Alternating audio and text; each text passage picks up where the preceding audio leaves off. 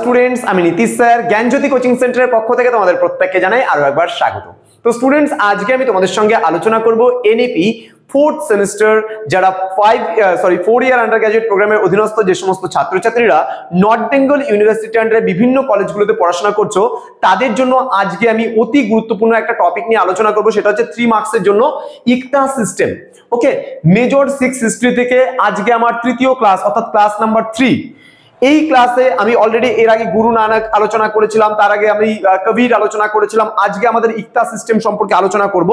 তো ক্লাসটি শুরু করার পূর্বে তোমাদেরকে বলে রাখি, যারা এখনো চ্যানেলটিকে সাবস্ক্রাইব করোনি তারা অবশ্যই চ্যানেলটিকে সাবস্ক্রাইব করো এবং পাশে থাকা বেল আইকন অল প্রেস করে দাও, যাতে এরপর থেকে কোনো আমরা ভিডিও আপলোড করলে তার নোটিফিকেশন তুমি সবার আগে পেতে পারো। এছাড়া অনলাইনে তোমরা যদি আমাদের কাছে পড়তে চাও বা ক্লাসেস করতে চাও, তাহলে অবশ্যই যোগাযোগ করো আমাদের অফিসিয়াল নাম্বার 6295916282 নাম্বার এবং 7076398606 নাম্বার। তোমাদের টোটাল কোর্স ফি রয়েছে, যারা মেজর কোর্স নিয়ে পড়বে পুরো 6টা সাবজেক্ট নর্থ বেঙ্গল ইউনিভার্সিটি আন্ডারে 1199 টাকা পুরো কোর্স ফি, এবং যারা প্রোগ্রাম কোর্স নিয়ে আমাদের কাছে শুধুমাত্র এমডিসি কোর্স বা মাল্টিডিসিপ্লিনারি কোর্স নিয়ে পড়বে তাদের জন্য কোর্স ফি কিন্তু 599। সেখানে তোমরা এই প্যাকেজে 3টা সাবজেক্ট কিন্তু পাচ্ছ, মেজরের 3টা পেপার শুধুমাত্র পাচ্ছ না, এমডিসি পাচ্ছ, এইসি পাচ্ছ এবং মাইনরটা পাচ্ছ। তো চলো শুরু করছি আজকের ক্লাসটা। দেখো, সুলতানি যুগে আমাদের রয়েছে সুলতানি যুগ মেজর 6 এ। এই সুলতানি যুগে যদি আমরা বলি ইকতা, এই ইকতা কথার অর্থ হলো এক অংশ। অর্থাৎ এখানে কি বলছে যে সুলতানি আমলে ইকতা ছিল একটি অর্ধ রাজনৈতিক বা এটাকে ইকো পলিটিক্যাল, অর্থ রাজনৈতিক বা ইকো পলিটিক্যাল সিস্টেম বলা হয় এটাকে। অর্থ রাজনৈতিক বা এটাকে ইকো পলিটিক্যাল সিস্টেম বলা হয়েছে, ইকো পলিটিক্যাল সিস্টেম বলা যায়। তাহলে ইকতা কি বললাম, যে সুলতানি যুগে ইকতা ছিল অর্থ রাজনৈতিক ব্যবস্থা বা ইকো পলিটিক্যাল সিস্টেম আমরা এটাকে বলতে পারি। ইকতা কথার অর্থ বোঝায় বেসিক্যালি এক অংশ, ঠিক আছে। ইকতা কথার অর্থ কি? এক অংশ।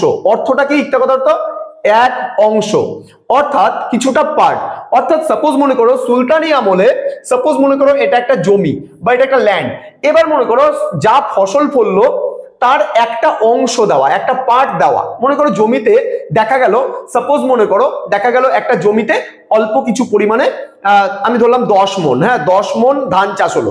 তার মধ্যে মনে করো 1 মণ ধান বা একটা অংশ যে রাজস্ব হিসাবে দিতে হচ্ছে সুলতানি যুগের যে শাসক ছিল সেই শাসককে, তো সেটাকেই বলা হচ্ছে ইকতা। এবার বেসিক্যালি কিছু কনসেপ্ট বলছি আমি, যেমন এখানে ইসলামীয় রীতি অনুযায়ী উৎপাদিত ফসলের উদ্বৃত্ত অংশ সরকারের ওই মানে রাজস্ব হিসাবে বা প্রাপ্য হিসাবে গণ্য হতো। অর্থাৎ সুলতানি যুগে যা কৃষিজ উৎপাদন হতো সেই উৎপাদনের একটা অংশ কিন্তু কি হতো, একটা অংশ যেত কার, একটা অংশ যেত কিন্তু শাসকের। অর্থাৎ সুলতানি যুগে যে সুলতান ছিল সেই সুলতান কিন্তু সেই অংশটা কিন্তু পেত, অর্থাৎ ফসলের বা উৎপন্ন ফসলের কিন্তু সেই অংশটা। ইরফান হাবিব কি বলেছেন, যে কৃষকদের কাছ থেকে উদ্বৃত্ত ফসল আদায় করার জন্য যে প্রথার উদ্ভব হয়েছিল তাই ইকতা ব্যবস্থা।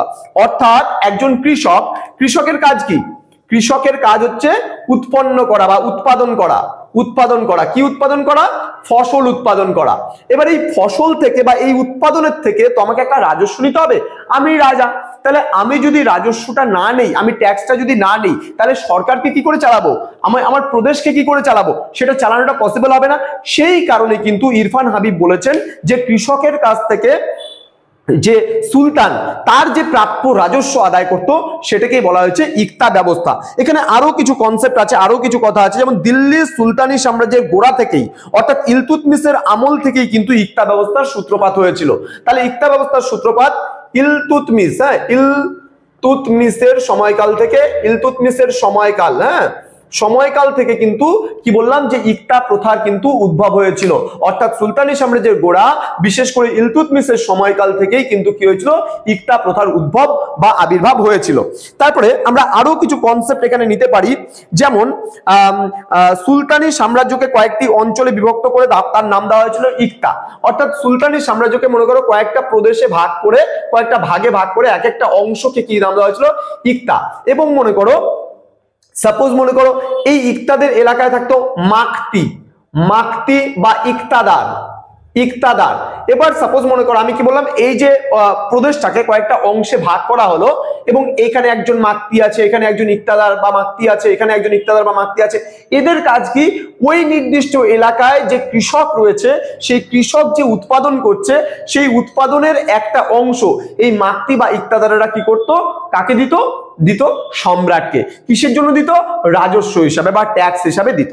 তো স্টুডেন্টস আশা করি আজকের যে এই ক্লাসটা ইক্তা কি সেই ইক্তা মানে বুঝতে তোমাদের কোনো অসুবিধা নেই। তার কারণ ইক্তা সম্পর্কে কিন্তু আজকে আমি বলেছি প্রথমত তোমাদের 3 মার্কসের আমি ক্লাসগুলো কন্টিনিউ নেব এবং তারপরে কিন্তু আমি তোমাদের 6 মার্কস এবং 12 মার্কসের উপরে যে বিস্তারিত ক্লাসগুলো সেই ক্লাসগুলো কিন্তু আমি কন্টিনিউ তোমাদের জন্য নিয়ে আসবো।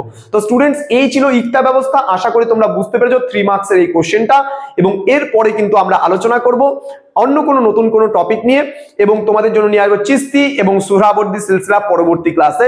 খুব গুরুত্বপূর্ণ এই ক্লাসটা হতে চলেছে এবং আমি যে প্রশ্নগুলো বলে দিচ্ছি তোমরা প্রতিদিন আমাদের ক্লাসগুলো ফলো করো, নোট ডাউন করো, দেখবা পরীক্ষায় কিন্তু এই প্রশ্নগুলোই তোমরা কমন পাবে। দেখা হচ্ছে আরো একটা নতুন ভিডিও নিয়ে তোমাদের সঙ্গে খুব তাড়াতাড়ি। তোমরা প্রত্যেকেই ভালো থেকো, সুস্থ থেকো। Thank you so much, thanks for watching. After all, thank you.